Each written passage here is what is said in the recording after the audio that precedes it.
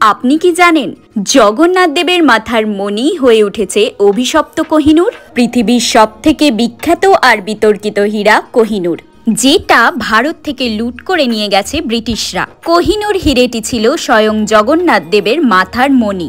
এক সময় মহারাজা রঞ্জিত সিং এই হীরাটি দান করেছিলেন ভগবান জগন্নাথ দেবকে, কিন্তু সেই ঐশ্বরিক মণি পার্সি, মোঘল, শিখ, ব্রিটিশদের রক্তের দাগ মেখে বহু হাত ঘুরে আজ ঝলমল করছে ব্রিটেনের রানীর মুকুটে। একটা সময় এই হীরেই ছিল প্রভু জগন্নাথ দেবের ঐতিহ্যের প্রতীক।